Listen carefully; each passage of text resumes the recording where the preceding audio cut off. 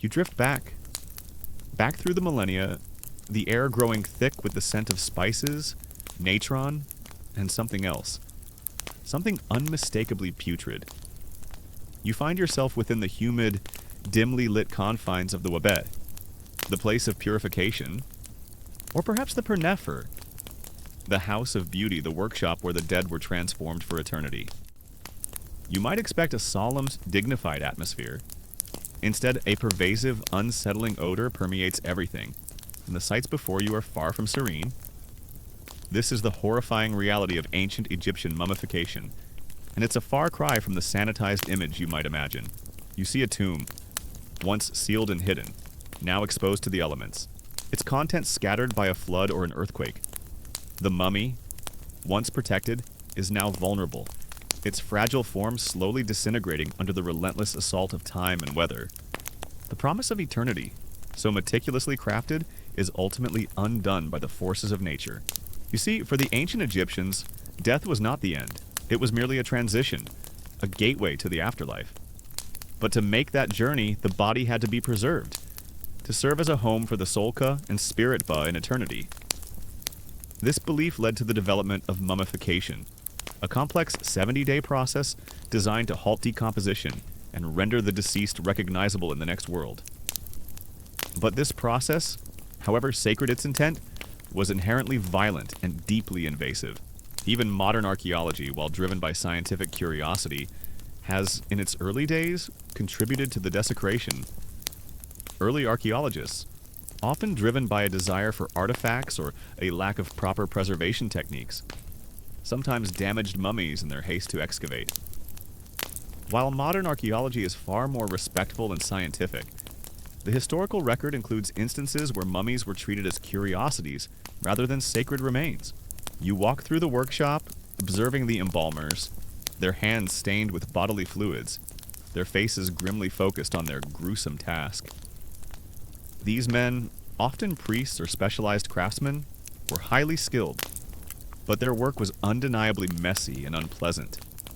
The air is thick with the smell of death, mingled with the strong, acrid scent of natron, a natural salt mixture used for desiccation, and the sweet, cloying aroma of resins and spices used to preserve the flesh.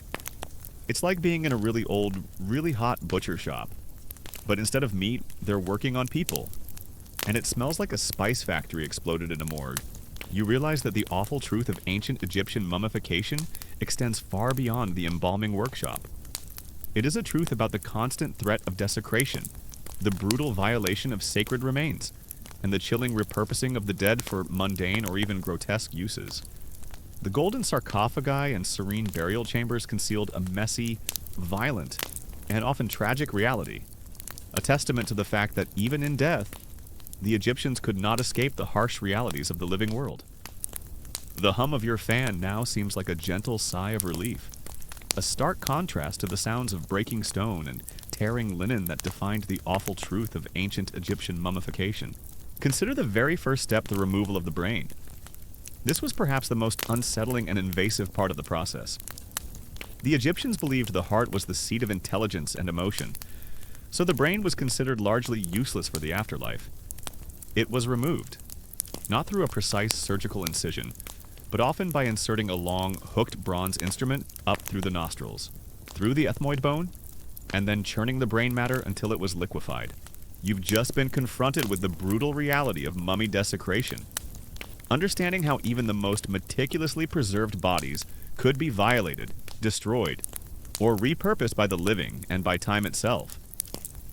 As the imagined sounds of breaking stone and tearing linen fade, and the comforting hum of your fan returns, you now turn your gaze from the physical fate of the body to the ultimate existential fear that haunted every ancient Egyptian, the terrifying possibility of spiritual annihilation.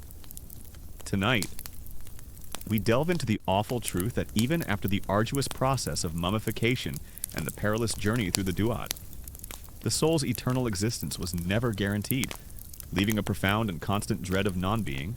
You might observe an embalmer, his face concentrated, inserting the hook, twisting and turning it, the sound a sickening squelch.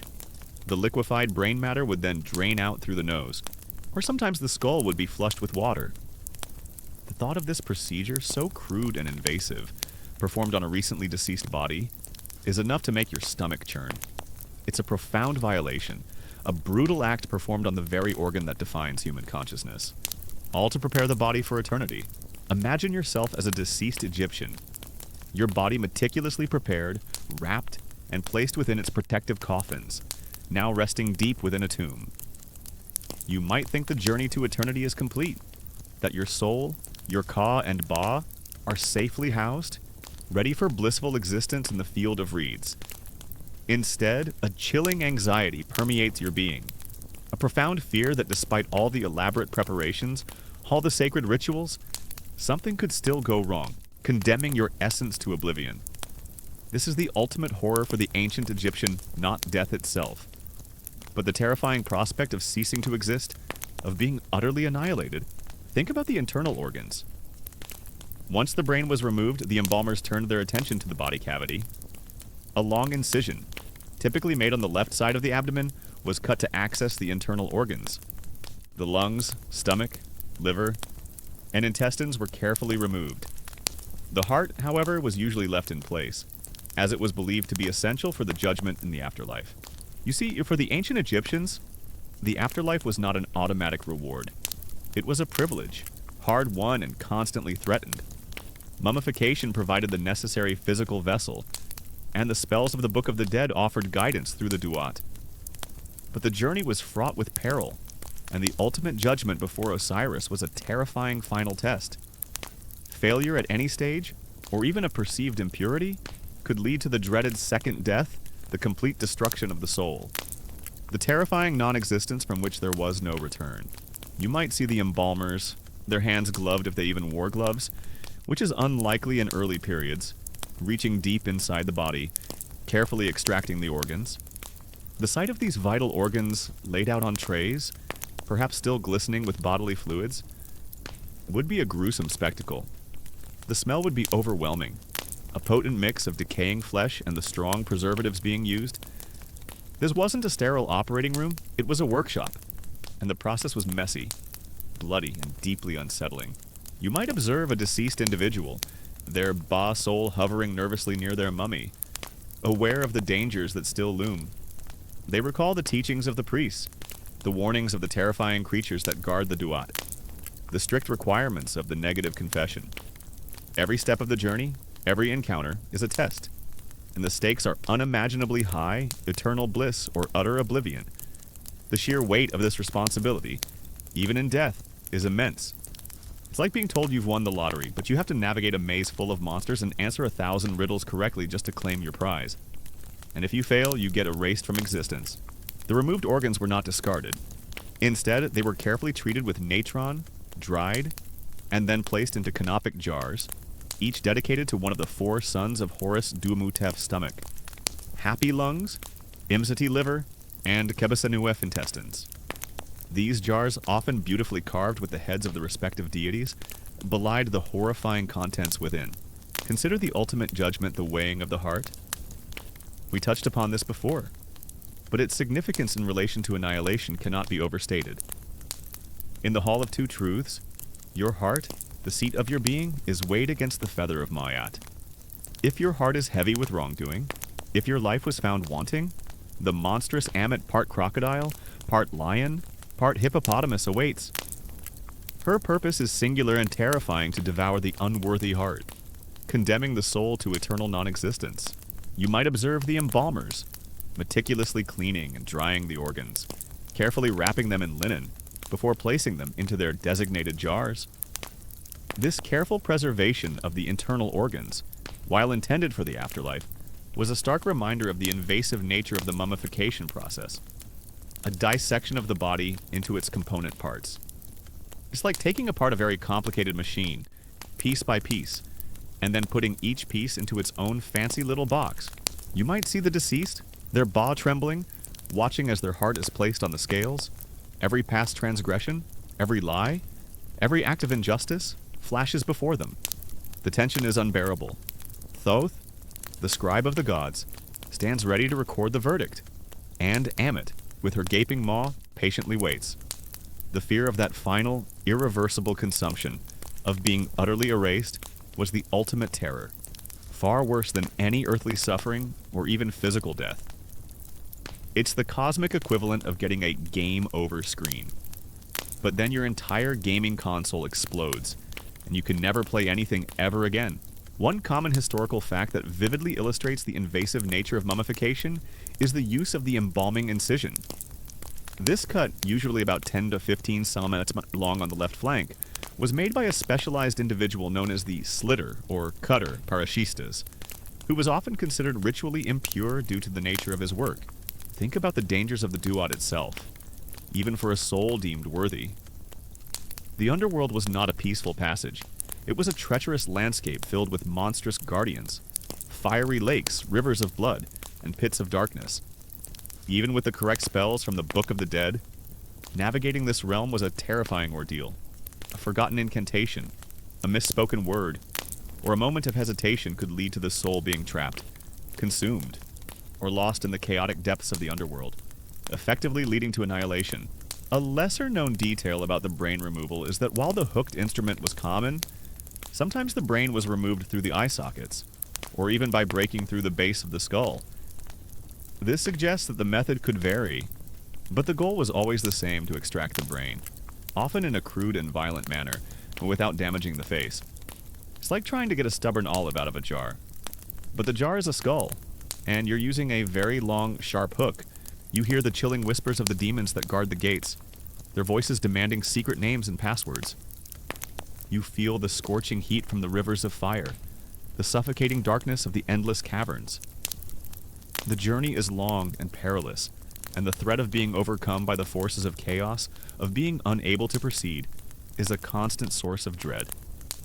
The fear of being lost forever, of wandering endlessly in the darkness, was a profound spiritual anxiety. It's like trying to find your way through a really dark, really scary haunted house. But if you get lost, you actually become a ghost there forever. And here's a point of ongoing academic debate.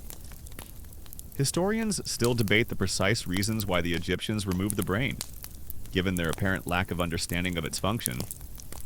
While some argue it was simply to prevent decomposition, others suggest a more symbolic reason, perhaps related to the brain's perceived connection to earthly thoughts and desires, which were not needed in the afterlife. The concept of damnatio memoriae, the condemnation of memory, also played into this fear of annihilation, even for the living. If a pharaoh or a high-ranking individual was deemed a traitor or a heretic, like Akhenaten, their name could be chiseled out of monuments, their statues defaced, and their very existence erased from the historical record. For a people who believed that remembering a name was crucial for a soul's continued existence in the afterlife, this was a terrifying form of spiritual murder, condemning the deceased to an oblivion from which even mummification could not save them. The body cavity itself, once emptied of its organs, was then thoroughly rinsed with palm wine and antiseptic and packed with bundles of natron, linen, and sometimes aromatic spices. This packing was crucial for the desiccation process, absorbing moisture and preventing further decay. The body would then be left to dry for approximately 40 days, a long, grim period of transformation. You might observe the living meticulously erasing the name of a condemned pharaoh from a temple wall. Knowing that this act is not just political but spiritual, it is an attempt to deny the deceased their place in eternity, to condemn them to non-existence. The fear of being forgotten, of having your name erased from the collective memory, was a profound terror, as it directly threatened your ability to endure in the afterlife. You see the body, lying on an embalming table, its skin slowly shriveling and darkening as the natron works its magic. The air is thick with the chemical smell of the salt and the lingering odor of death. The body, once vibrant, is slowly becoming a desiccated shell, a hollow vessel prepared for eternity. This prolonged drying process, while effective, was a chilling transformation, turning the familiar human form into something alien and rigid. One common historical fact that vividly illustrates the fear of annihilation is the immense effort put into providing the deceased with copies of the Book of the Dead. These papyrus scrolls, often placed in the tomb, contained hundreds of spells, prayers, and maps specifically designed to guide the soul through the perils of the duat and ensure a successful judgment. highlighting the profound anxiety about the afterlife journey. Even the process of preparing the body for the natron bath was meticulous and often involved further manipulation. The nails might be tied down, the mouth might be propped open or closed, and the limbs might be positioned in a specific way. Every detail was carefully attended to, but always with the underlying purpose of preserving the body, even if it meant further violation. A lesser-known detail about the fear of annihilation involves the practice of placing heart scarabs on mummies. These amulets, often inscribed with a spell from the Book of the Dead, Chapter 30b, were placed over the heart to prevent it from bearing witness against the deceased during the weighing of the heart ceremony. This shows a deep-seated fear that even one's own heart could betray them, leading to annihilation. It's like bringing a cheat sheet to your final exam. But the cheat sheet is a magical beetle, and the exam is your soul's judgment. You realize that ancient Egyptian mummification, far from being a serene ritual, was a horrifyingly invasive and often gruesome process. It was a profound violation of the human body, a meticulous dissection and desiccation, all performed with the utmost care and reverence, yet undeniably brutal. The golden sarcophagi and serene burial chambers concealed a messy, smelly, and terrifying reality, a testament to the lengths to which the Egyptians would go to conquer death and achieve eternal life. The hum of your fan now seems like a gentle sigh of relief, a stark contrast to the acrid smells and the chilling sights that defined the awful truth of ancient Egyptian mummification. And here's a point of ongoing academic debate. Historians still debate the precise theological meaning of annihilation in ancient Egyptian thought. While it clearly meant the cessation of conscious existence in the afterlife, some scholars argue about whether it was a complete erasure from the cosmos or a state of eternal torment and wandering. The exact nature of this ultimate punishment remains a nuanced area of scholarly discussion. You've just been initiated into the horrifying first steps of ancient Egyptian mummification, witnessing the invasive removal of the brain and internal organs, and feeling the pervasive, unsettling stench of the embalming workshop. As the imagined squelch and the acrid smells fade, and the comforting hum of your fan returns, you now turn your gaze from the initial violation to the crucial, prolonged, and equally unsettling process of desiccation. Tonight, we delve into the awful truth of the natron bath, how the body was meticulously dried, transforming from supple flesh into a rigid alien shell. A chilling testament to the Egyptians' mastery over decay. The fear of tomb robbery, which we discussed in the previous chapter, was also deeply intertwined with the fear of annihilation. Tomb robbers not only stole treasures, but also desecrated the mummy itself, tearing off bandages, breaking limbs, and scattering funerary goods. This physical violation was believed to directly threaten the soul's ability to use its body in the afterlife, potentially leading to its destruction. Imagine yourself back in the Pernefer, the House of Beauty. The air still thick with the lingering odors of death and preservation. The body, now emptied of its internal organs, save for the heart, lies on an embalming table, a slab of stone or wood, often with channels to drain fluids. This is where the true battle against decomposition begins. A painstaking process that would last for many weeks, turning the familiar human form into something utterly transformed. You see a family, their faces etched with despair, discovering their ancestors' tomb plundered, the mummy desecrated, its protective amulets scattered. Their grief is compounded by the profound fear that their loved one's eternal journey has been jeopardized, that their soul might now be lost, condemned to wander endlessly or face annihilation. The living's actions could directly impact the dead's eternal fate. You see, the greatest enemy of preservation is moisture. The Egyptians understood this intuitively, even without modern scientific knowledge. Their solution was natron, a naturally occurring salt mixture found in abundance in Egypt, primarily from the Wadi el-Natron. This powerful desiccant, a combination of sodium carbonate, sodium bicarbonate, sodium chloride, and sodium sulfate, was the key to their mummification success.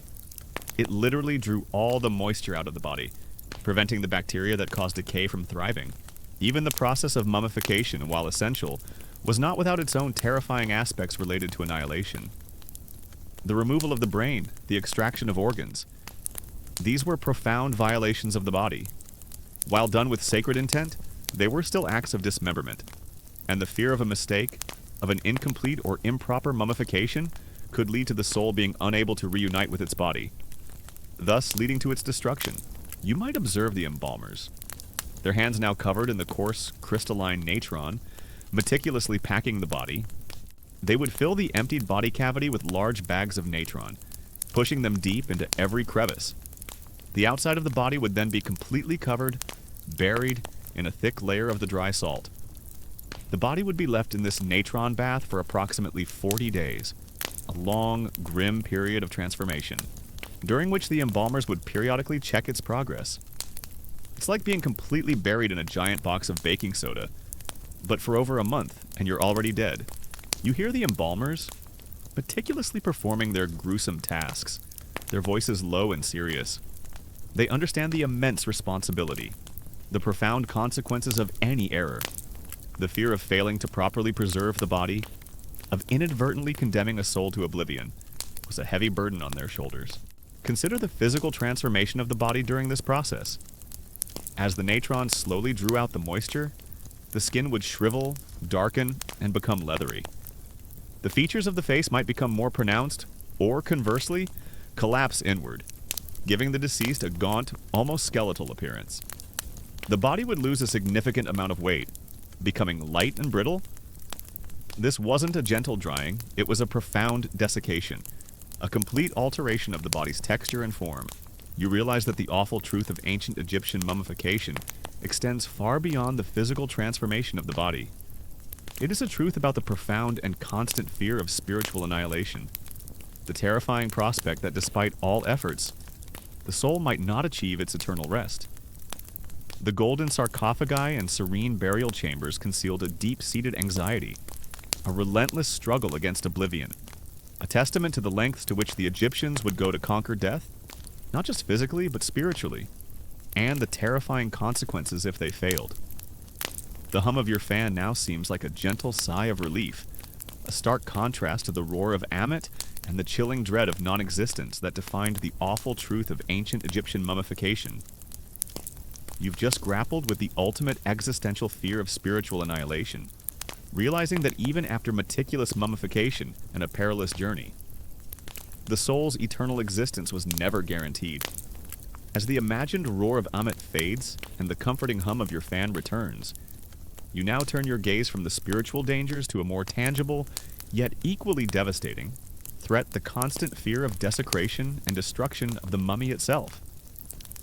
Tonight, we delve into the awful truth of how ancient Egyptian mummies, destined for eternal peace, were often violated, destroyed, and even repurposed by tomb robbers, later civilizations, and the relentless march of time itself, a profound betrayal after death. You might see the body, some after several weeks in the natron, being partially uncovered for inspection. Its once soft skin is now hard and dry, almost like parchment.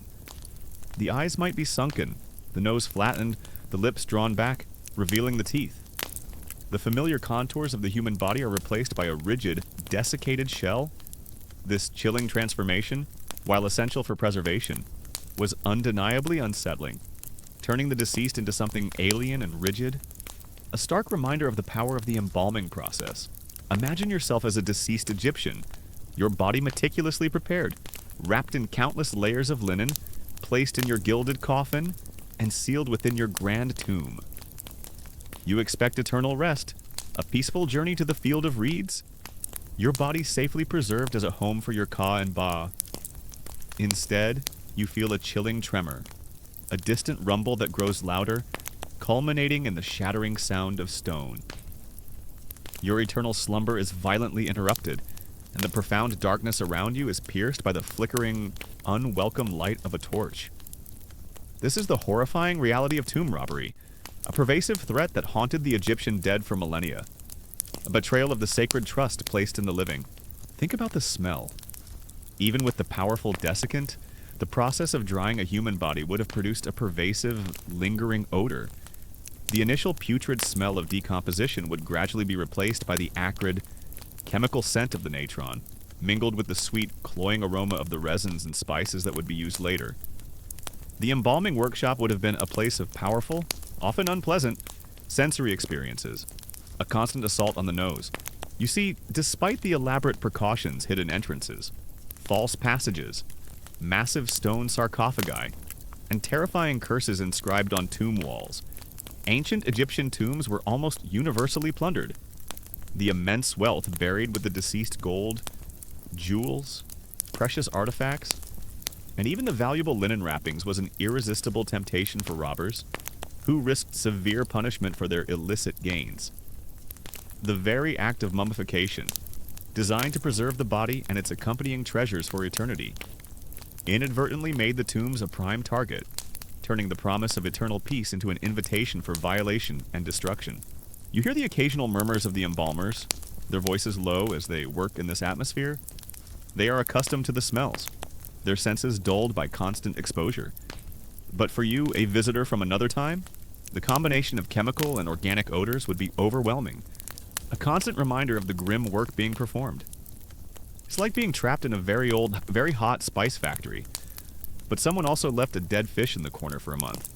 You might observe a group of tomb robbers, their faces grim and determined, hacking their way through a sealed doorway, their picks and chisels echoing in the silent tomb.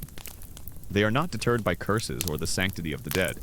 Their sole motivation is greed, a hunger for the riches that lie within. They move swiftly, methodically, tearing through layers of linen, smashing sarcophagi, and scattering funerary goods in their desperate search for treasure. The sacred objects, meant to guide and protect the deceased, are roughly tossed aside, their spiritual purpose utterly disregarded. It's like someone breaking into your house, but your house is a tomb, and they're looking for your eternal retirement fund, and they don't care if they break all your bones and shatter all your precious memories in the process. The meticulousness of the process extended beyond just covering the body. The embalmers would ensure that every part of the body was in contact with the natron, even the spaces between the fingers and toes. They might use small bags of natron to pack specific areas, ensuring complete desiccation. This attention to detail highlights their profound understanding of the decomposition process and their dedication to achieving perfect preservation. Consider the sheer brutality of the desecration. Tomb robbers were not gentle. In their haste to find valuables, they would often tear apart the mummy itself. Bandages, which might conceal hidden amulets or jewelry, would be ripped away with brutal force. Limbs might be broken, and the body could be roughly handled, sometimes even dismembered, in the frantic search for hidden treasures placed within the wrappings or directly on the body. The serene, perfectly preserved form, painstakingly created by the embalmers over 70 days, could be reduced to a pile of shattered bones and scattered linen in mere minutes, its eternal purpose utterly undone. You might observe an embalmer, carefully adjusting a bag of natron around a limb, ensuring that no part of the flesh is left exposed to moisture. Their movements are precise, almost ritualistic, a testament to the sacred importance of their task. The goal is not just to dry the body, but to create a perfect, eternal vessel for the soul. You might see the mummy, once a figure of dignity and eternal peace, now a pathetic, broken shell, its bandages ripped, its limbs twisted at unnatural angles, its face perhaps crushed by a careless blow from a tool. The gold mask, meant to protect its identity and provide a recognizable visage for the soul, might be torn away, its precious metals melted down. The very purpose of mummification, to preserve the body for eternity, is cruelly undone by the desperate, greedy hands of the living, a profound betrayal of the deceased's journey. The silence of the tomb, once sacred and profound, is now filled with the sounds of destruction and the chilling echoes of a violated afterlife. One common historical fact that vividly illustrates the effectiveness of natron is that many mummies, even after thousands of years, remain remarkably well preserved, with skin, hair, and even some internal structures still intact. This attests to the incredible efficacy of the natron desiccation process, a testament to ancient Egyptian chemical knowledge. Think about the later, often more bizarre, uses of mummies, which were perhaps even more horrifying in their indignity. In medieval Europe, mummies were often ground into a powder and used as medicine, known as mumia. This gruesome practice stemmed from a misunderstanding of ancient texts and a misguided belief in the medicinal properties of bitumen, a tar-like substance. which was sometimes used in mummification. The demand for mumia led to the widespread exhumation and destruction of countless mummies, their bodies consumed as a supposed cure for various ailments, from headaches to stomach pains. A lesser-known detail about the natron bath is that the body was often placed on a sloping table during the desiccation process. This allowed any remaining bodily fluids that were drawn out by the natron to drain away, preventing them from accumulating and hindering the drying process. This simple yet effective piece of engineering further enhanced the efficiency of the mummification. It's like putting your wet clothes on a slanted drying rack so the water drips off faster, but your clothes are a dead body. You hear the chilling accounts of mummies being exhumed from their ancient tombs, their desiccated bodies transported across continents, only to be pulverized and ingested by unwitting patients. The very remains meant for eternal rest were consumed, their essence believed to transfer healing properties. This casual consumption of human remains, however misguided, is a profound testament to the ultimate indignity suffered by many mummies, their sacred purpose utterly perverted by later generations. It's like your great-great-great-grandparents being dug up and turned into a protein shake because someone thought it would cure their headache. And then they didn't even get better. And here's a point of ongoing academic debate. Historians still debate the precise duration of the natron bath. While Herodotus, our primary ancient source, states 70 days for the entire mummification process, the desiccation phase itself is generally believed to have lasted around 40 days. However, archaeological evidence and experimental mummification projects sometimes suggest variations in this timeline, leading to ongoing scholarly discussion about the exact duration and methods used across different periods. Beyond medicine, mummies were also used for even more mundane purposes. In the 19th century, during a paper shortage in the United States, large quantities of mummy bandages were reportedly imported from Egypt and used as pulp to make paper. This meant that ancient linen, once meticulously wrapped around the dead, imbued with sacred spells and prayers, ended up as pages in books, newspapers, or even wrapping paper. This utilitarian use of the dead is a stark reminder of the desperate realities of resource scarcity and the profound lack of respect shown to ancient remains by later cultures. After the 40 days in the natron, the body would be removed. It would be stiff, dry, and almost skeletal. The internal packing of natron would be removed, and the body would be cleaned of any remaining salt residue. This was a crucial transition point, marking the end of the desiccation phase and the beginning of the final stages of preparation. You might observe a modern person, casually reading a newspaper, unaware that the very paper in their hands might once have been the sacred wrappings of an ancient Egyptian, a silent testament to the ultimate indignities suffered by the mummified dead. It's like your ancient ancestors' clothes being turned into your homework, and you're complaining about it. You see the embalmers, carefully lifting the desiccated body from its natron bed. It is light, almost brittle, and its appearance is profoundly changed. The familiar human form has been transformed into a rigid, preserved shell, ready for the next steps in its journey to eternity. The air, while still carrying the scent of natron, also holds a new, almost clinical dryness. One common historical fact that vividly illustrates the pervasive nature of mummy desecration is the discovery of many royal mummies, including those of pharaohs, with their bandages torn, their bodies damaged, and their treasures missing. Clear evidence of ancient tomb robbery. The cachette of Deir el-Bahari, where many royal mummies were hidden by priests to protect them from robbers during the late period, is a poignant testament to how widespread and feared this threat was. The body cavity, now empty and dry, would then be packed with various materials to restore a more lifelike appearance. Linen, sawdust, sand, or even aromatic resins might be used to plump out the sunken features and give the mummy a more natural shape. This was an artistic as well as a scientific endeavor, ensuring that the deceased would be recognizable in the afterlife. A lesser-known detail about mummy desecration involves the use of mummified cat remains. Cats were often mummified and buried in vast numbers as offerings to the goddess Bastet. In the 19th century, millions of these cat mummies were shipped to Britain to be used as fertilizer, highlighting another instance of ancient sacred remains being repurposed for utilitarian ends. It's like finding out your beloved pet's ashes were used to grow tomatoes. You realize that the natron bath, far from being a simple step, was the terrifying heart of the mummification process. It was a prolonged chemical transformation, turning supple flesh into a desiccated, rigid form, a profound violation of the human body, yet performed with meticulous care and reverence. The golden sarcophagi and serene burial chambers concealed a messy, smelly, and chilling reality, a testament to the lengths to which the Egyptians would go to conquer death and achieve eternal life.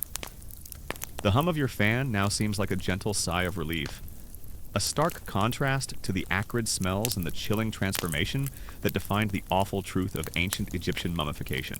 And here's a point of ongoing academic debate. Historians still debate the precise motivations and methods of ancient Egyptian tomb robbers. While greed was certainly a primary driver, some scholars argue that a lack of respect for earlier dynasties, or even specific political motivations such as discrediting a previous ruler, might have played a role in the systematic plundering of certain tombs, suggesting a more complex interplay of factors beyond simple theft and a deeper level of posthumous betrayal. You've just witnessed the meticulous, unsettling restoration of the deceased, observing how embalmers painstakingly plumped, painted, and manipulated the desiccated remains to prepare them for eternity. As the faint scent of oils and resins fades and the comforting hum of your fan returns, you now turn your gaze from the body's transformation to its final, most iconic, and perhaps most claustrophobic, stage, the wrapping. Tonight, we delve into the awful truth of the mummy's bandages, the endless layers of linen, the hidden amulets, and the terrifying, suffocating journey into a cocoon designed for eternity. A process that was both sacred and profoundly isolating. The relentless march of time itself also contributed to the desecration and destruction of mummies. Natural disasters, like floods, earthquakes, or shifting sands, could damage tombs and expose their contents to the elements. The sheer passage of millennia, with its fluctuating temperatures and humidity, could lead to the deterioration of even the most perfectly preserved mummies, causing them to crumble into dust. The forces of nature, indifferent to human beliefs and rituals, slowly reclaimed what was once so carefully preserved. Imagine yourself back in the Pernefer, the House of Beauty. The air now filled with the dry, crisp scent of clean linen. The body, now restored to a semblance of its living form, lies on the embalming table, its skin perhaps painted, its features carefully arranged. This is the moment when the deceased truly begins their transformation into a mummy, a cocooned vessel prepared for the perilous journey to the afterlife.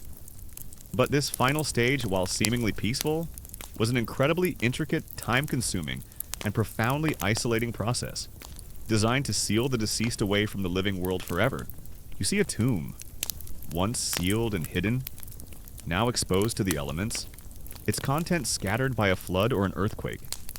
The mummy, once protected within its layers of coffins, is now vulnerable, its fragile form slowly disintegrating under the relentless assault of time and weather. The promise of eternity, so meticulously crafted, is ultimately undone by the indifferent forces of nature. A final, inevitable betrayal. You see, the wrapping of the mummy was not a simple, quick task. It was an art form, a ritualistic performance that could take weeks to complete, involving hundreds of yards of linen bandages. The embalmers, often working with precision and reverence, would meticulously wrap every finger, every toe, every limb, building up layers upon layers, creating a protective shell around the desiccated body. The goal was to create an impenetrable barrier against decay, a fortress of linen designed to last for millennia. Even modern archaeology, while driven by scientific curiosity and a desire for preservation, has, in its early days, contributed to the desecration. Early archaeologists, often driven by a desire for artifacts or a lack of proper preservation techniques, sometimes damaged mummies in their haste to excavate. While modern archaeology is far more respectful and scientific, the historical record includes instances where mummies were treated as curiosities rather than sacred remains, further adding to their posthumous indignities. You might observe an embalmer, his hands moving with practiced efficiency, carefully winding a strip of linen around a single finger, then moving to the next. The process is slow, deliberate, each wrap precise, each knot carefully tied. The rustle of the linen, the soft whisper of the fabric, fills the silence. You realize that this isn't just about covering the body, it's about encasing it, sealing it away from the world, layer by painstaking layer. It's like wrapping a really, really important present. But the present is a dead person, and you're using an entire linen factory's worth of ribbon. You realize that the awful truth of ancient Egyptian mummification extends far beyond the embalming workshop. It is a truth about the constant threat of desecration, the brutal violation of sacred remains, and the chilling repurposing of the dead for mundane or even grotesque uses. The golden sarcophagi and serene burial chambers concealed a messy, violent, and often tragic reality, a testament to the fact that even in death, the Egyptians could not escape the harsh realities of the living world, and the profound betrayal of their carefully prepared eternal rest. The hum of your fan now seems like a gentle sigh of relief, a stark contrast to the sounds of breaking stone and tearing linen that defined the awful truth of ancient Egyptian mummification. You've just been confronted with the brutal reality of mummy desecration, understanding how even the most meticulously prepared bodies could be violated, destroyed, or repurposed. As the imagined sounds of breaking stone and tearing linen fade, and the comforting hum of your fan returns, you now turn your gaze from the external threats to a more subtle, yet equally unsettling, aspect of the mummification process itself, its imperfections. Tonight, we delve into the awful truth that despite all the Egyptians' skill and dedication, mummification was not always perfect, leading to gruesome, unexpected, and sometimes truly horrifying results, a chilling testament to the unpredictable nature of decay. Consider the sheer volume of linen used. A single mummy could require hundreds of square meters of linen bandages, cut into strips of varying widths. These bandages were often old household linens, recycled and cleaned, sometimes even bearing inscriptions or hieroglyphs. The process involved multiple layers, often soaked in resin or gum, which would harden as they dried, creating a rigid, protective casing around the body. This wasn't a soft blanket, it was a tight, unyielding shroud, designed to hold the body's form for eternity. Imagine yourself back in the Pernefer, the house of beauty, the air now dry, but with a faint, lingering chemical scent. You've seen the meticulous process, the careful removal of organs, the precise natron bath, the intricate wrapping. You might assume that every mummy emerged as a perfectly preserved, serene figure. Instead, you begin to realize that the embalmers, for all their expertise, were still working with human bodies, subject to the vagaries of nature, human error, and unforeseen complications. The result was not always the idealized image you hold in your mind. Sometimes, it was truly horrifying. You might see the embalmers applying a thick layer of resin to the linen as they wrap, the sticky substance adhering to the fabric, hardening as it dries. The body, once flexible, slowly becomes a rigid, unyielding form, a solid mass encased in hardened linen. The claustrophobic nature of this final wrapping, the complete enclosure of the body, is unsettling. It's a profound act of sealing away, of separating the deceased from the world of the living, forever. You see, while the most famous royal mummies often appear remarkably intact, they represent the pinnacle of mummification, reserved for the wealthiest and most powerful. For the vast majority of Egyptians who could afford some form of mummification, the results were often far less perfect. The quality of the embalming varied greatly depending on the cost, the skill of the embalmers, and the specific techniques employed, leading to a wide spectrum of outcomes, from near perfection to grotesque failure. Think about the amulets. Hidden within the layers of linen bandages were countless amulets, small charms and talismans, each with a specific magical purpose. These could include scarabs for rebirth, the Eye of Horus for protection, ankhs for life, Djed pillars for stability, and many others. Each amulet was carefully placed at a specific point on the body, or between specific layers of bandages, to provide magical protection and guidance for the deceased on their perilous journey through the Duat. You might observe a body, after its natron bath, that hasn't dried completely. Perhaps the climate was too humid, or the natron wasn't applied evenly, or the process was rushed. The embalmers, realizing their mistake, might attempt to compensate, but some areas of the body might still retain moisture, leading to localized putrefaction. The smell, which should have been dry and chemical, might still carry a faint, sickening hint of decay. It's like trying to bake a cake. but you don't quite cook it all the way through, and now some parts are still gooey and, well, not good. You hear the soft clink of a small amulet as an embalmer carefully places it over the heart, or tucks it into a fold of linen. Each amulet is a silent prayer, a magical shield, a desperate hope that the deceased will be protected from the dangers of the afterlife. The sheer number of these hidden charms, each imbued with magical power, speaks to the profound fear the Egyptians had of the unknown, and their desperate attempts to control it through ritual and magic. It's like putting a dozen good luck charms in your pocket before a really important test.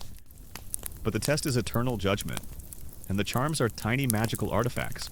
Consider the phenomenon of mummy fat. In some cases, if the desiccation was incomplete, or if the body contained a high proportion of fat, the fat could saponify, turn into a waxy, soap-like substance rather than fully drying out. This could lead to a greasy, unpleasant texture, and a mummy that felt soft and pliable rather than rigid and dry. This unexpected outcome, while still preserving the body, would have been far from the desired aesthetic. The wrapping process was also deeply ritualistic. As each layer of bandage was applied, specific spells and incantations from the Book of the Dead would be recited. These spells were believed to imbue the bandages with magical power, further protecting the deceased and guiding their soul through the underworld. The embalmers were not just craftsmen, they were priests, performing a sacred duty, ensuring the spiritual well-being of the deceased. You might see an embalmer, his face a mask of frustration, trying to work with a mummy that feels strangely soft or oily, its flesh not quite as desiccated as it should be. He tries to apply more resin, more bandages, to compensate, but the underlying issue remains. The result is a mummy that, while preserved, feels unnervingly unlike the dry, rigid ideal, a testament to the unpredictable chemistry of the human body. You might observe the embalmers, their voices low and rhythmic, chanting ancient words as they work, their movements precise and deliberate. The air is thick with the sacred atmosphere, the pervasive sense that every action is imbued with profound spiritual significance. The rustle of the linen, the soft murmurs of the spells. These sounds create a hypnotic, almost trance-like environment, a final sacred lullaby for the deceased. Think about the damage that could occur during the process itself. The invasive removal of the brain, the internal organs, and the subsequent packing, while performed with skill, were still violent acts. Bones could be inadvertently broken, skin could be torn, or features could be distorted if the embalmers were less careful or less experienced. These accidental damages, however minor, would compromise the integrity of the final mummy. One common historical fact that vividly illustrates the meticulousness of the wrapping is that embalmers would sometimes wrap individual fingers and toes separately before wrapping the entire hand or foot. This level of detail ensured that the body maintained its shape and integrity, even down to its smallest parts, for eternity. You hear the soft crack of a bone or the quiet rip of skin as an embalmer makes a mistake during the intricate process of manipulation or packing. He tries to conceal the damage, to mend the tear, but the imperfection remains, a silent flaw in the otherwise meticulously prepared body. The fear of such accidental desecration, of inadvertently marring the deceased's eternal vessel, must have been a constant concern for the embalmers. It's like trying to assemble a really delicate piece of furniture and you accidentally snap off a leg. But the furniture is a dead person, and you can't just go buy a new one. A lesser-known detail about the wrapping process involves the use of false toes or false fingers, in cases where the deceased had lost digits during life or where they became damaged during embalming. The embalmers might create artificial replacements out of linen or wood and incorporate them into the wrapping to ensure the body was complete and perfect for the afterlife. This highlights their dedication to physical integrity, even if it meant creating artificial body parts. It's like replacing a missing button on a very important suit. But the button is a toe, and the suit is a dead body. The restoration efforts, while intended to make the mummy lifelike, could also go wrong, leading to grotesque or unsettling results. Overpacking the body cavity could make the mummy appear bloated or unnaturally swollen. The artificial eyes, if not perfectly placed, could create a chilling, vacant stare. The facial features, if not carefully manipulated, could appear distorted or unnatural. And here's a point of ongoing academic debate. Historians still debate the precise symbolism of the various layers and types of linen used in mummification. While some scholars argue that different qualities or colors of linen had specific magical or ritualistic meanings, others suggest that the choice of linen was often more pragmatic, based on availability and cost, leading to ongoing scholarly discussion about the deeper significance of the wrapping materials. You might observe a mummy, its face a disturbing caricature of its living self, its eyes staring blankly, its cheeks unnaturally puffed out. The embalmers, in their attempt to restore beauty, might inadvertently create something more terrifying, a testament to the fine line between preservation and grotesque distortion. The horror is not in the decay, but in the imperfect attempt to defy it. After the body was fully wrapped, a final shroud might be placed over the mummy, often decorated with painted images of deities or funerary scenes. Then the mummy would be placed in its nested coffins, often elaborately decorated, and finally into the sarcophagus. Each layer of protection, from the innermost bandages to the outermost stone sarcophagus, was designed to safeguard the body for eternity. A series of increasingly impenetrable barriers against the forces of decay and tomb robbers. One common historical fact that vividly illustrates imperfect mummification is the discovery of black mummies. These mummies, often from later periods, are characterized by their extremely dark, almost tar-like appearance, due to an excessive use of bitumen or resin in the embalming process. While intended for preservation, the heavy application often resulted in a less aesthetically pleasing and sometimes brittle mummy. You see the completed mummy, a rigid linen-bound form, its face perhaps covered by a gilded mask, its form now serene and eternal. It is placed carefully into the first coffin, then the next, each one closing off another layer of connection to the living world. The final lid of the sarcophagus is lowered with a heavy thud, sealing the deceased away in eternal darkness, a profound act of separation. A lesser-known detail about imperfect mummification involves the phenomenon of hair slippage. In some cases, despite efforts to preserve it, the hair on a mummy's scalp could detach and fall off, leaving the mummy bald. This was often due to incomplete desiccation of the scalp or issues with the embalming materials, resulting in a less perfect eternal form than intended. It's like getting a really fancy haircut, and then all your hair falls out a week later. The entire process, from the initial incision to the final sealing of the sarcophagus, was a terrifying act of transformation, a journey from living body to eternal vessel. The wrapping, in particular, was the ultimate act of finality, encasing the deceased in a cocoon designed for eternity, but also isolating them completely from the world they once knew. The silence of the tomb, the darkness within the sarcophagus, these were the final, chilling realities of the mummified dead. And here's a point of ongoing academic debate. Historians still debate the precise criteria the ancient Egyptians used to judge the success of a mummification. While physical preservation was key, scholars question whether aesthetic perfection was always paramount, or if ritualistic correctness and the inclusion of necessary amulets were sometimes considered more important than the visual outcome, especially for non-royal mummies. You realize that the wrapping phase of ancient Egyptian mummification, far from being a simple, clean process, was a horrifyingly intricate and profoundly isolating ordeal. It was a meticulous effort to encase the desiccated remains in layers of linen and magic, to prepare them for an eternal journey, but also to seal them away from the living world forever. The golden sarcophagi and serene burial chambers concealed a messy, smelly, and chilling reality, a testament to the lengths to which the Egyptians would go to conquer death and achieve eternal life. The hum of your fan now seems like a gentle sigh of relief, a stark contrast to the rustle of bandages and the profound isolation that defined the awful truth of ancient Egyptian mummification. You have emerged from the suffocating isolation of the mummification process, realizing that your body has been sealed in a cocoon for eternity. As your fanning returns, you now turn your attention from the prepared body to the fate of the soul.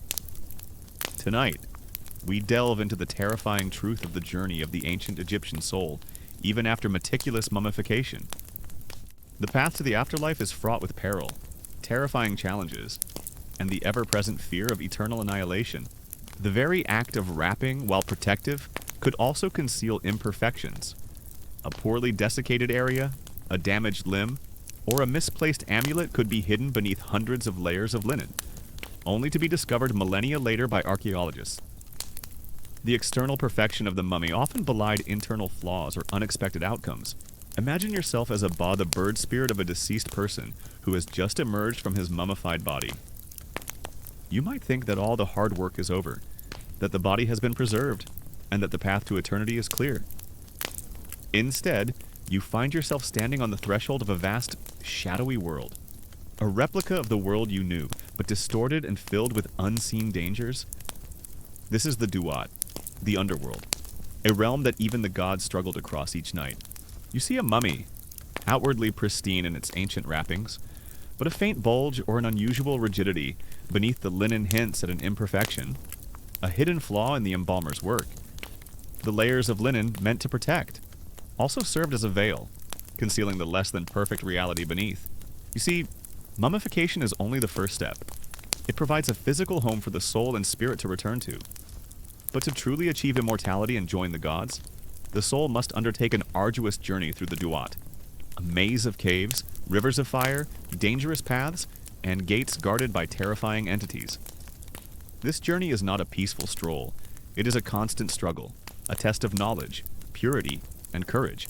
Even the environment of the tomb could contribute to imperfections. Fluctuations in temperature and humidity, the presence of insects or fungi, or unexpected water seepage could all compromise the preservation, leading to mold growth, disintegration, or unexpected changes in the mummy's appearance over millennia. The tomb, meant to be a sanctuary, was not always perfectly sealed from the ravages of time and nature. You can observe a soul trembling in bird form, trying to navigate through the darkness. It carries with it knowledge from the Book of the Dead, a collection of spells, charms, and maps designed to guide it through this dangerous landscape. But simply having the book is not enough. You must know the spells, understand the names of the demons, and say the right words at the right time. A small mistake can lead to eternal destruction. It's like trying to find your way through a giant maze, but every wrong turn leads to a monster that wants to eat your soul. You realize that the awful truth of ancient Egyptian mummification is not just about the gruesome process or the threat of desecration, but also about the inherent imperfections of the craft itself. Despite all the skill, dedication, and sacred intent, the embalmers were still working with human bodies in a challenging environment, and the results were not always the serene, idealized figures we imagine. Sometimes the mummies were grotesque, unexpected, or simply flawed, a chilling testament to the unpredictable nature of decay and the limitations of even the most advanced ancient science. The hum of your fan now seems like a gentle sigh of relief, a stark contrast to the unsettling imperfections and the lingering odors that defined the awful truth of ancient Egyptian mummification. Think of the guardians.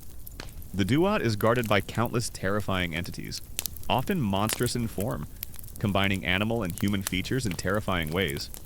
They have names like the Donkey Eater, the Worm Eater, or the Dung Eater of the Dead. They demand passwords, secret names, and specific spells.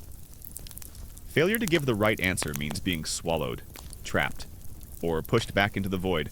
You've just confronted the unsettling reality of mummification's imperfections, realizing that despite all the embalmer's skill, the process could yield gruesome, unexpected, and sometimes truly horrifying results. As the imagined lingering odors and the unsettling imperfections fade, and the comforting hum of your fan returns, you now turn your gaze to the ultimate, inescapable truth that haunted the ancient Egyptians, the profound, enduring presence of death, even after all attempts to conquer it. Tonight, we delve into the awful truth of how mummification, despite its sacred purpose, was a constant, chilling reminder of mortality, and how the dead, even when perfectly preserved, remained a haunting testament to the fragility of life. You can feel a wave of primal fear as you face these entities, their eyes glowing in the darkness, their shapes changing in the shadows. They are not friendly gatekeepers, they are tests, hurdles that you must overcome with intelligence and perseverance.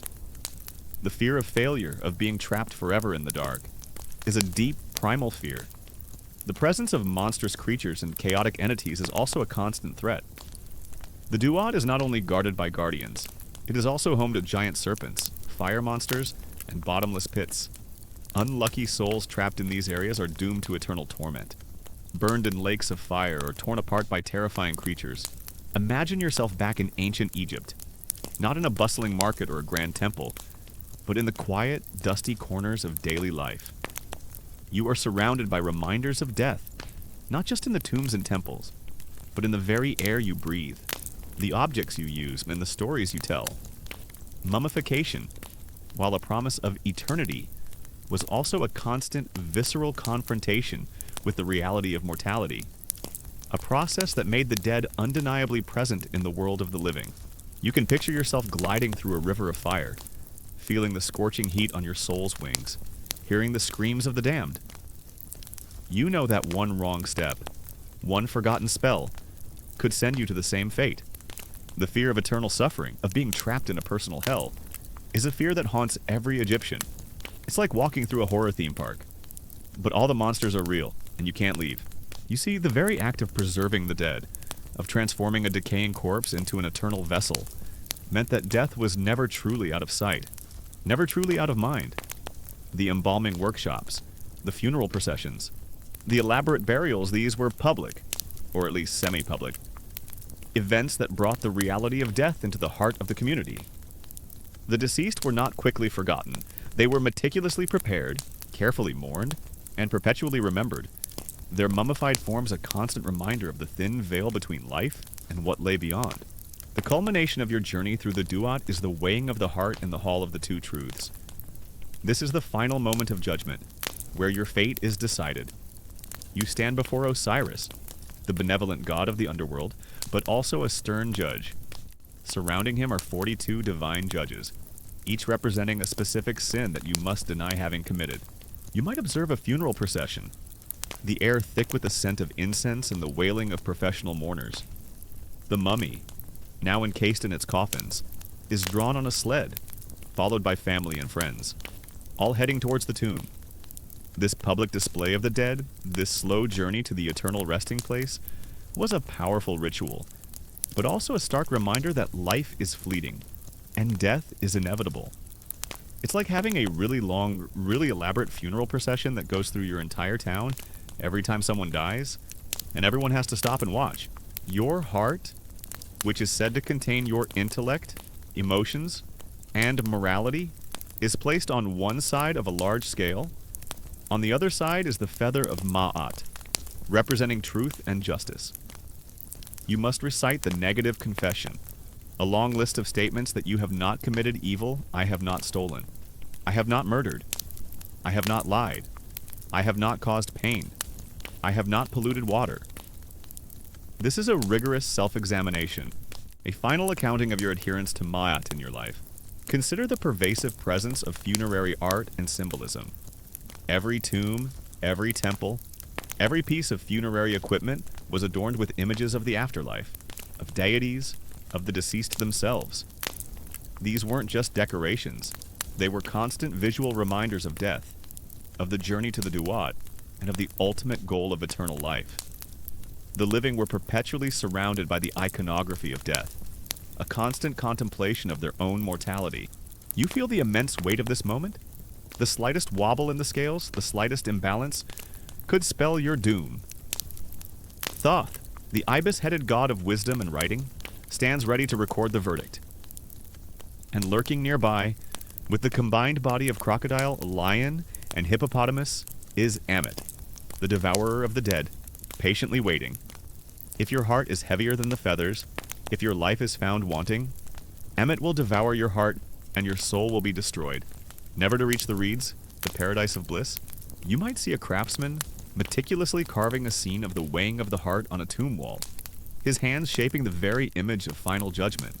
Or a woman, weaving a linen shroud adorned with images of Osiris, knowing that this fabric will one day wrap her own body. The tools of daily life, the art that surrounded them, all pointed towards the ultimate destination, making death an ever-present theme in their consciousness. This judgment is not merely symbolic, it is a terrifying reality to them. Their entire lives are a preparation for this moment. Every good deed, every prayer, every ritual performed is an effort to ensure that their hearts will be light enough to pass the test. the fear of Amet, the fear of annihilation, is a powerful motivator to live a life in accordance with Ma'at. It is like a final exam that if you fail, you will be erased from existence. A common historical fact that illustrates the fear of annihilation is the development of the Book of the Dead.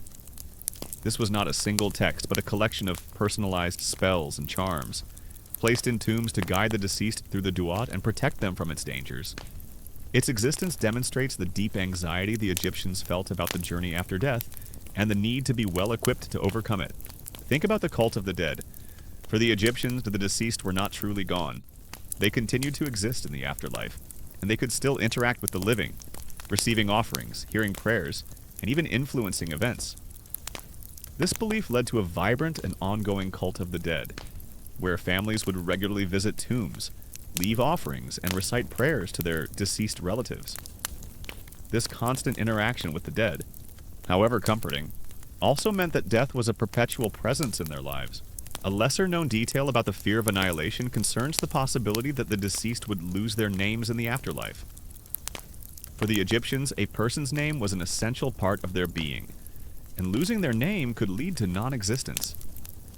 The spells in the Book of the Dead often included sections to ensure that the deceased would retain their name. Another fear that haunted them. It's like being erased from all public records, and no one remembers who you are anymore. You hear the soft murmurs of a family gathered outside a tomb, leaving offerings of food and drink for their ancestors. They speak to the deceased, sharing news, seeking guidance, and reaffirming their bond. This ongoing dialogue with the dead, this belief in their continued presence, meant that the deceased were not just memories, they were active, if unseen, participants in the world of the living. It's like your grandparents still live in your house, but they're ghosts, and you have to leave them snacks. And this is an open academic debate. Historians still debate the extent to which ordinary Egyptians actually understood or believed in the literal, geographical layout of the duat, as described in complex texts like the Amduat, a detailed map of the hours of the afterlife. Was it a literal map, a metaphorical journey, or a combination of both? The precise interpretation of these complex cosmological texts remains a subject of scholarly debate. The very act of mummification, while designed to conquer death, was also a profound acknowledgement of its power. The elaborate 70-day process, the meticulous removal of organs, the desiccation, the wrapping, all were desperate attempts to defy decay, to hold back the inevitable. This immense effort, this constant struggle against the natural process of decomposition, was a chilling testament to the Egyptians' deep-seated fear of oblivion, and their relentless fight against it.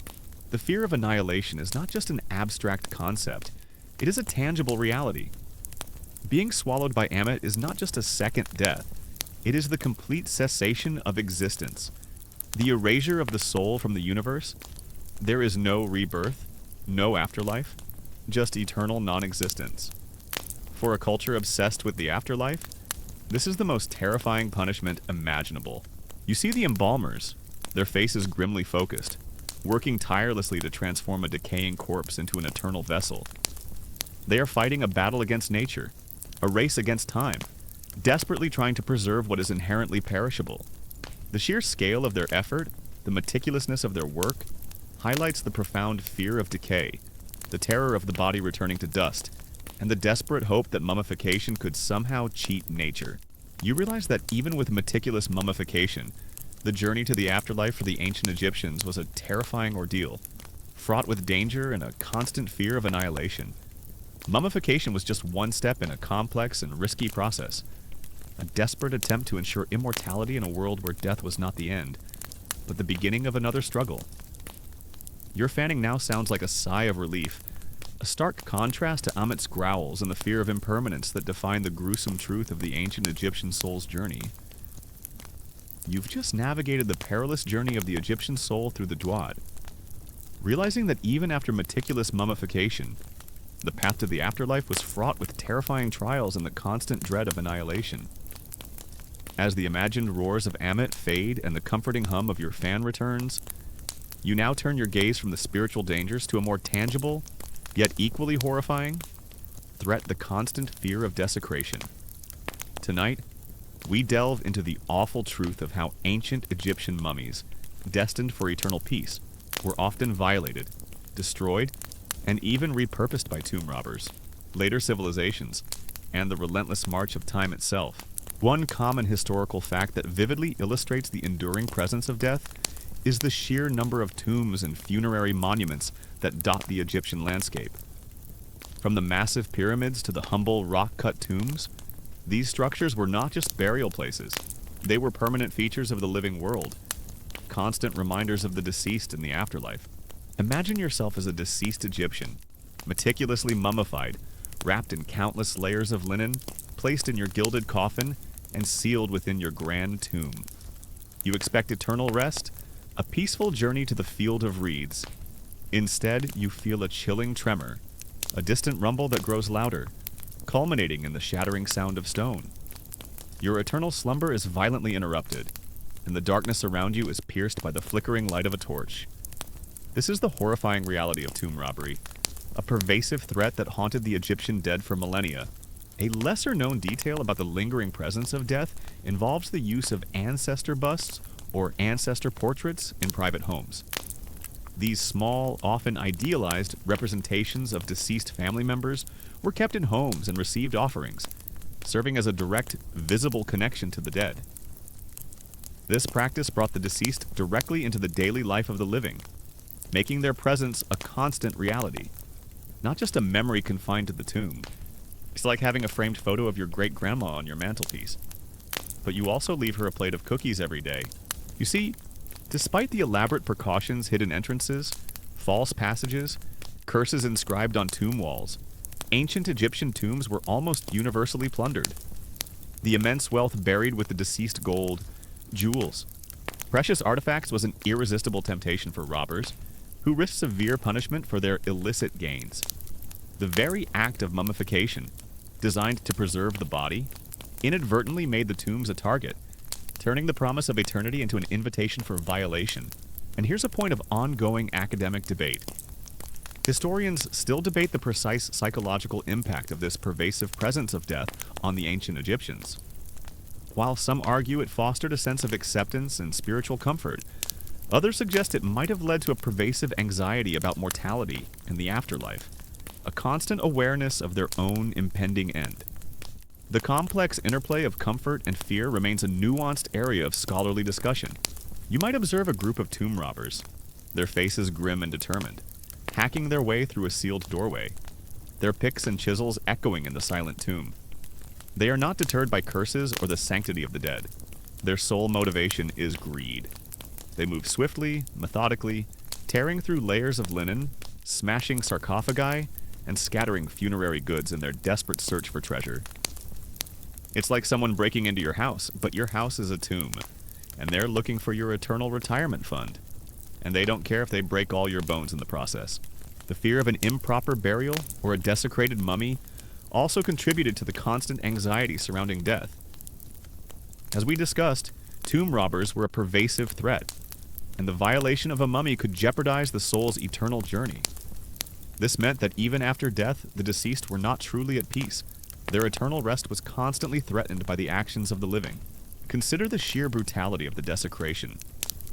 Tomb robbers were not gentle. In their haste to find valuables, they would often tear apart the mummy itself. Bandages would be ripped away, limbs might be broken, and the body could be roughly handled, sometimes even dismembered, in the search for hidden amulets or jewelry placed within the wrappings or on the body. The serene, perfectly preserved form, painstakingly created by the embalmers, could be reduced to a pile of shattered bones and scattered linen in mere minutes. You see a family, their faces etched with worry, discussing the security of their ancestors' tomb, perhaps hiring guards or adding new curses to the walls. Their concern extends beyond their own lives, to the eternal well-being of their deceased loved ones. The fear of posthumous violation was a constant, nagging dread.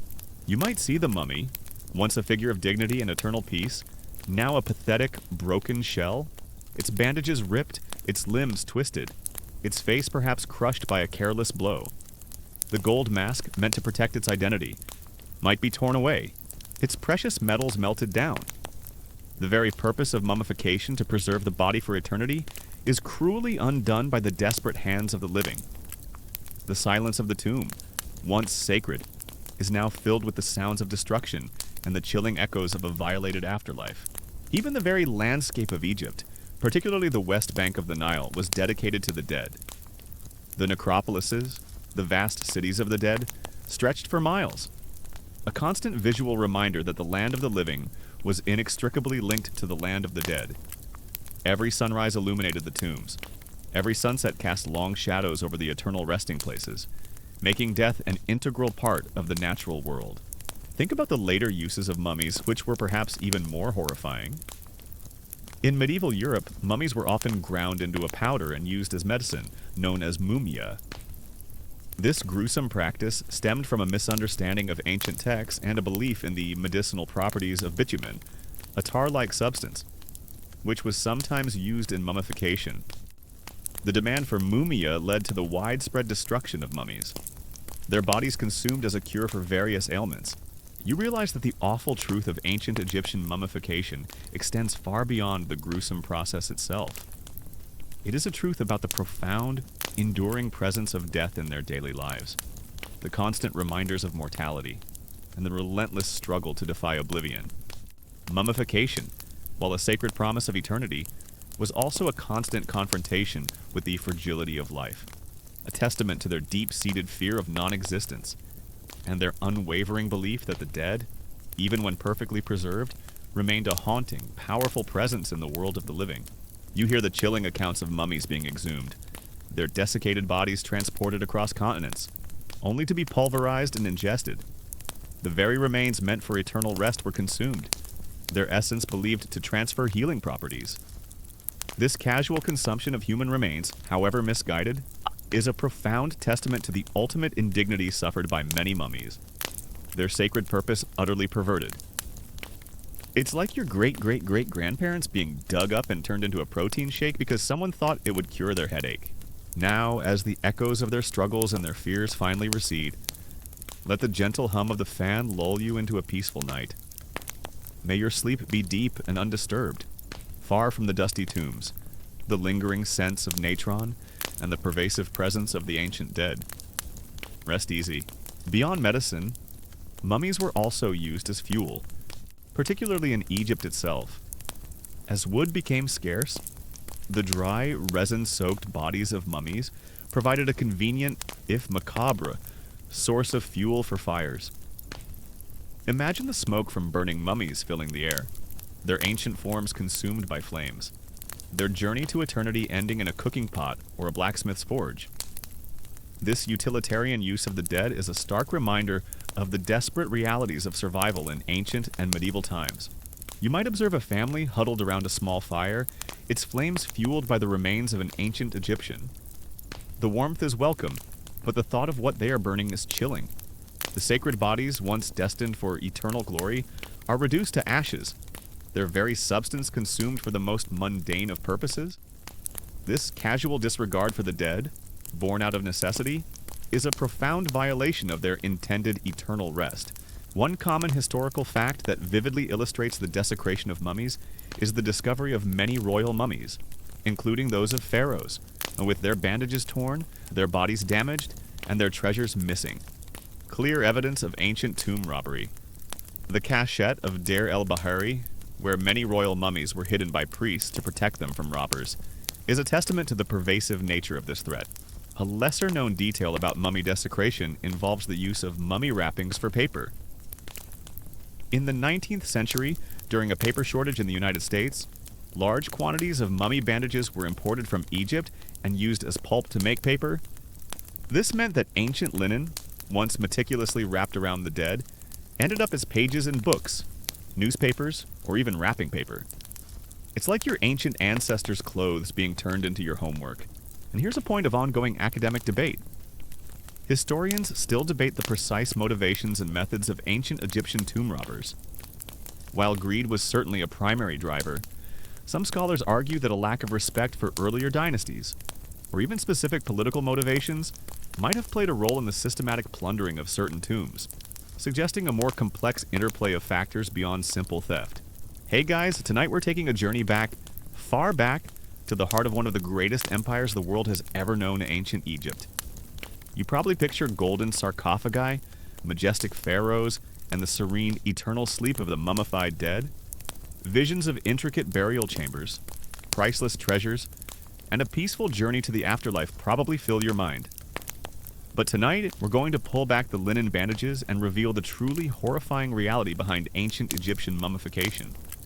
Forget the glamour. Prepare for a process filled with gore, stench, and a profound violation of the human body, all in the name of eternal life. If you were an ancient Egyptian, you'd probably be more concerned with the indignities your body would suffer than the treasures it would be buried with. So, before you get comfortable, take a moment to like the video and subscribe, but only if you genuinely enjoy what I do here. And let me know where you're tuning in from and what time it is for you. Now, dim the lights, maybe turn on a fan for that soft background hum, and let's ease into tonight's journey together. The relentless march of time itself also contributed to the desecration of mummies. Natural disasters, like floods or earthquakes, could damage tombs and expose their contents. The sheer passage of millennia, with its fluctuating temperatures and humidity, could lead to the deterioration of even the most perfectly preserved mummies. The forces of nature, indifferent to human beliefs, slowly reclaimed what was once so carefully preserved.